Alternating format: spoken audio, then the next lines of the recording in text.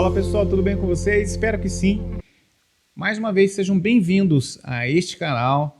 Hoje vamos falar de um assunto super importante. Na thumbnail eu já coloquei aí sobre IBGE, censo e também a armadilha da renda média. Se você quer saber o que é isso, fica até o final desse vídeo. Esse, se eu pudesse descrever, seria o vídeo mais importante desse canal até agora, parafraseando aí o Charlão, do Economista Sincero. Ele sempre fala isso, mas aqui não, aqui é verdade. Esse, se eu pudesse escolher, seria o vídeo indicado para vocês. Prestem muita atenção, acompanhem até o final, que vai valer muito a pena. Talvez pode mudar alguma coisinha aí, uma chavezinha na sua cabeça e vai valer a pena. Vamos lá? Pessoal, então é isso aí. Vamos falar então sobre o censo 2022. Vamos focar então na armadilha da renda média. Isso aí vai ser importante para nós. Vamos trazer alguns dados atualizados do censo que acabou de sair. De 2010 a 2022, a população brasileira cresce 6,5%, chega a 203,1 milhões de habitantes. Isso aqui é um dado interessantíssimo. Foquem aqui na próxima tela. Eu vou ter que ler para vocês poderem entender, tá, certinho comigo, mas não vai ser um problema. Não tem muito texto longo não, é coisa curta mesmo. Isso representa um acréscimo de 12,3 milhões de pessoas no período. A gente esperava mais. De 2010 a 2022, a taxa de crescimento anual da população do país foi de 0,52. Trata-se da menor taxa desde o primeiro censo criado lá em 1872. Veja para vocês verem a importância disso. A região sudeste tem 84,8 milhões de habitantes, o que representa 41,8% da população do país. Os estados, então, com maior relevância seria Minas Gerais, São Paulo e Rio de Janeiro, com quase ali 40% da população. Então, bem concentrado nesses três estados, mas isso também não é novidade, isso vocês também já sabiam. Ou seja, reduziu muito a taxa de natalidade e isso será menos mão de obra no futuro, correto? Observa bem isso aqui, presta bem atenção nesse ponto aqui, tá? Então, o que a gente está vendo? Que realmente a média, desde esse período, aliás, desde a década de 60, eu vou mostrar no próximo gráfico, ele vem diminuindo essa média de natalidade, tá? É importante a gente se atentar a isso porque vai fazer toda a diferença lá no final. Em 2022, a taxa de crescimento anual foi reduzida para menos da metade do que era então em 2010. Em 2010 era de 1,17 ao ano, afirma o coordenador técnico do censo, Luciano Duarte. E hoje, é isso aqui, ó, como vocês viram, 0,52. Ou seja, do último censo para cá foi a metade do valor. Isso realmente é algo muito significante. Aqui nessa tela eu mostro para vocês e reparem bem aqui, ó, da década de 60 para cá, a diferença então, olha, você vê que cai aqui 0,10, depois mais 0,40 e assim por diante. Quando chega aqui no último censo, 2010, ele vem a 0,52, isso é quase 50%. É muita diferença, correto? Alguns dados a mais que eu vou estar passando para vocês que realmente me chocaram um pouco. E já mostra o quê? Que em alguns estados e cidades, principalmente, já está morrendo mais pessoas do que nascendo. Vamos observar aqui, ó. Os estados, então, que menos cresceram. Entre os estados que menos cresceram, com variação de 0,1 ou menos, está o Rio de Janeiro com 0,03, o terceiro mais populoso do país. A população fluminense passou de 15,9 milhões em 2010 para 16,1 milhões em 2022. Os demais foram Alagoas, 0,02, Bahia, 0,07 e Rondônia com 0,10%, correto? Vamos seguindo aqui. Então, aqui algumas cidades, como eu falei para vocês anteriormente, que já sente isso aí. Aqui eu coloquei algum gráfico aqui, ó, um gráfico não, um comparativo, né? Em 2010, o Rio de Janeiro ele tinha uma população de 6.320.446 habitantes. Em 2022, 6.211.423. Ou seja, caiu 1,70. Diminuiu a população do Rio de Janeiro. Aí você pode pensar, morreram, vieram a falecer, ou se mudaram. Tem vários fatores que eu não fui investigar a fundo, se aumentou essa taxa de mortalidade, já passou de natalidade, ou se realmente teve um êxodo, vamos dizer assim, da cidade do Rio de Janeiro, mas o fato é que teve uma variação aqui negativa de 1,70. São Gonçalo também, acho que é a segunda mais populosa do Rio de Janeiro, me corrijam se eu estiver errado, São Gonçalo tinha em 2010 999.728 pessoas e agora conta com 896.744, 10% a menos. É muita coisa, assim como em Salvador, eu deixei aqui embaixo, também com 9,60% a menos, tá bom? Continuemos aqui, pessoal. Vamos entender, então, vamos chegar aqui na armadilha da renda média. Então, em 2007, o Banco Mundial introduziu o conceito de armadilha da renda média. Hoje em dia, o que seria, então, difícil, né, para países em desenvolvimento superar essa armadilha da renda média? Vamos lá, pessoal, para vocês entenderem, então, presta bem atenção aqui. A armadilha da renda média é uma situação econômica em que o país consegue evoluir ao ponto de vencer a pobreza, mas não consegue manter o ritmo de crescimento para se tornar um país desenvolvido. O Brasil, obviamente, está nisso. Na verdade, o Brasil chegou à renda média na década de 80. Depois de lá para cá, a gente tem vivido tudo isso, melhorado, um pouquinho ali, um pouquinho aqui, mas não superamos. O Brasil é um exemplo de país que se encontra nessa situação. Alguns dos motivos pelos quais o Brasil não consegue escapar da armadilha da renda média incluem baixa produtividade, falta de investimento em educação e inovação, elevada carga tributária, além da corrupção. Essas são um dos fatores, então, que comprometem o Brasil a sair dessa renda média, dessa armadilha da renda média. Aqui o professor Simão Silber, em entrevista para a rádio da USP. Olha o que ele disse aqui. O professor explica que o país, desde 80, não saiu da média, com crescimento total da economia de 2,2% e per capita de 1%. Significa, palavras dele, significa que a gente tem que esperar 70 anos para dobrar o poder aquisitivo da população, ou seja, seu bisneto vai ter o dobro do poder aquisitivo que você. É muito insignificante isso, né? Daqui 70 anos e apenas o bisneto vai ter, então, o dobro do poder aquisitivo da gente.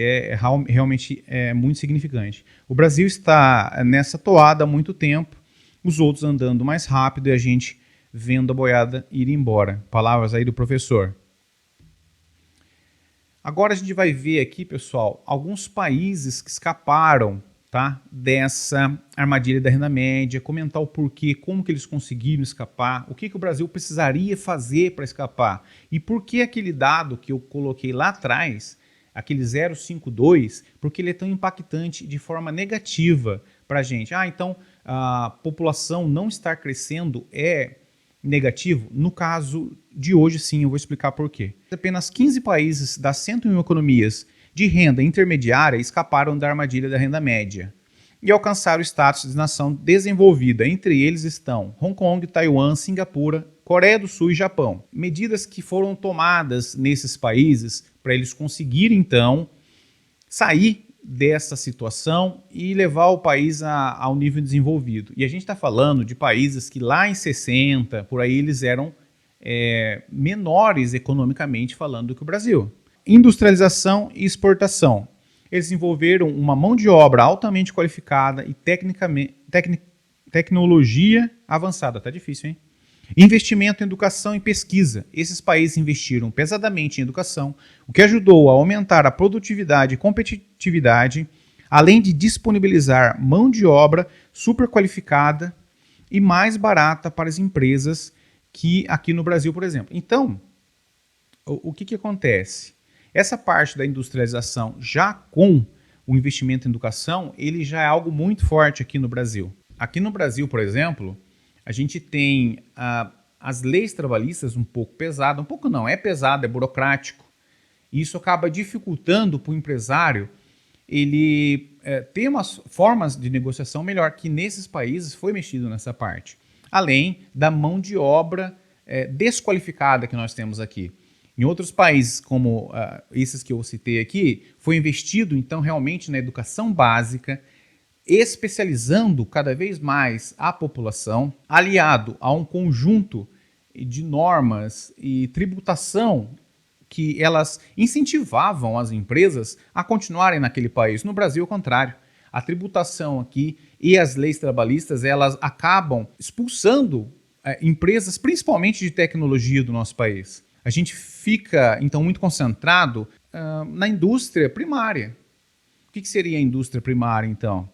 Bens primários como soja, arroz, o feijão, tudo isso que a gente tem exportado em grande número, enquanto a gente importa de outros países bens tecnológicos, já no processo final, como memórias de computador, periféricos, chips, celular, carro, tudo isso a gente importa, enquanto a gente está exportando o primário ali, correto?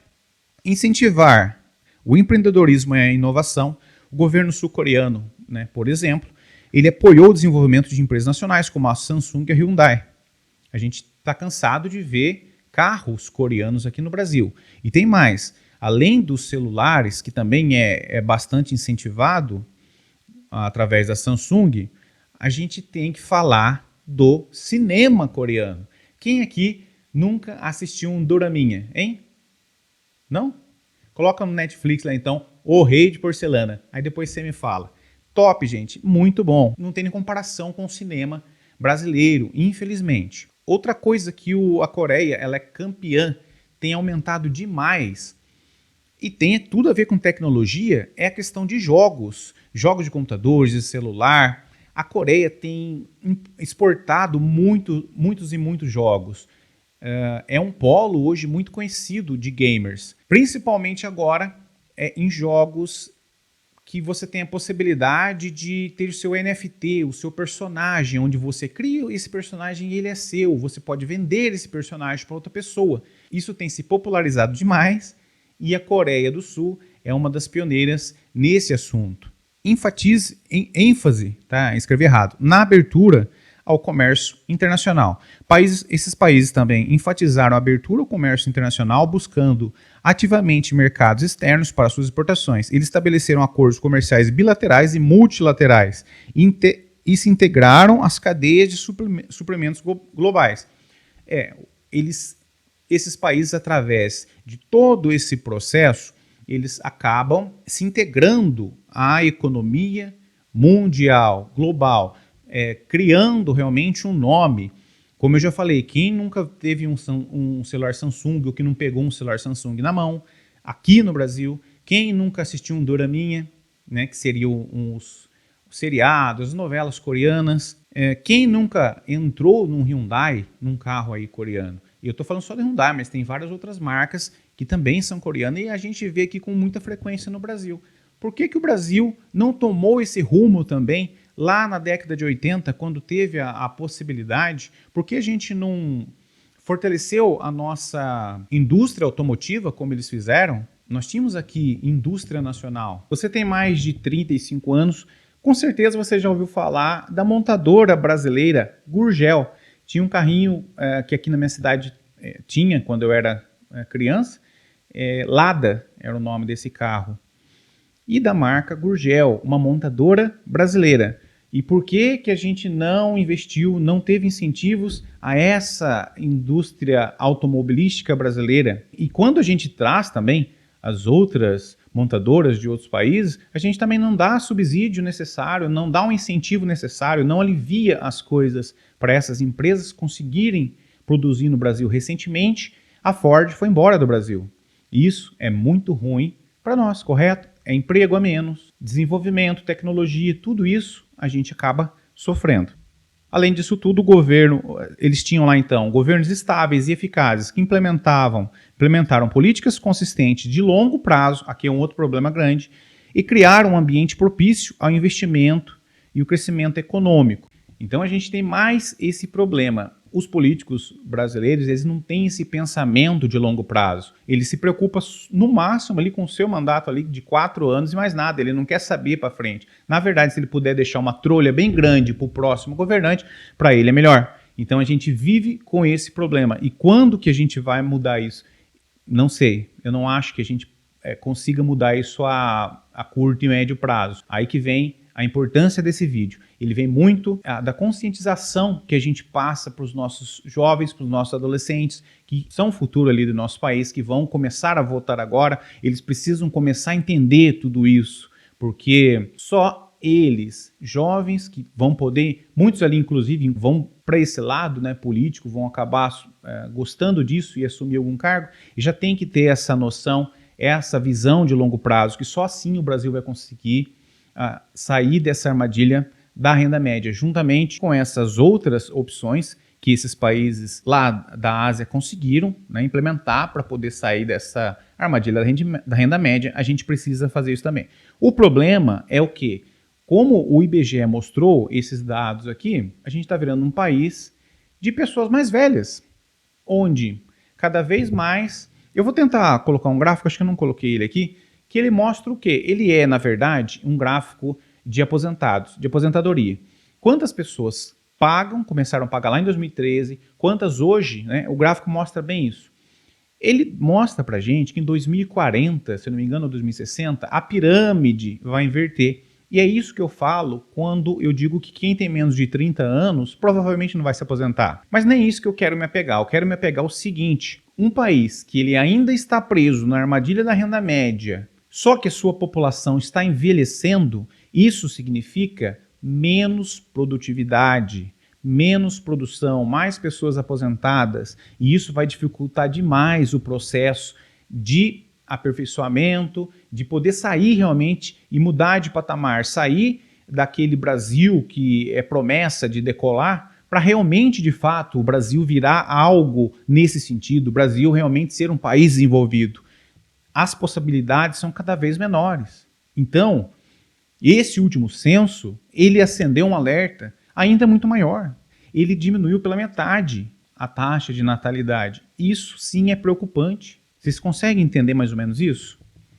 Ficou claro para vocês a importância da gente agir agora, da gente poder colocar a mão na massa agora, para a gente poder cobrar os nossos filhos, os nossos conhecidos que estão ali no ensino médio, no ensino fundamental, a gente poder assessorar essas crianças para elas poderem chegar numa fase adulta, buscando sim uma especialização. Vocês estão entendendo? É um pouco revoltante, sim, é revoltante. A gente tinha que ter isso desde a década de 80 para cá. O problema é que o Brasil tem um problema de ficar idolatrando o político, ou é A ou é B. Enquanto eles fazem o que querem, ninguém faz nada. A gente tem que cobrar isso aí para a gente, Brasil, evoluir num todo. Desde a década de 80, a gente podia estar lá com empresas como a Hyundai aqui no Brasil, nacionais eu estou dizendo, mas não. A gente prefere ficar brigando como se fosse um time de futebol entre A ou B, em políticos que nunca vão pensar no futuro do país de verdade. Como eu falei, eles só pensam no tempo deles, no mandato deles. Isso é triste demais, gente. Principalmente ver pessoas brigando por causa disso. Político nenhum vai mudar a vida de vocês. Então, trata de começar você a pensar em você a pensar na sua família, você aprender realmente a investir, ter essa educação financeira que também não tem nas escolas, e você fazer o seu futuro. Não vai ser nenhum político que vai mudar isso para você. Ok? Gente, é isso aí. Muito obrigado. Queria pedir que você compartilhe esse vídeo.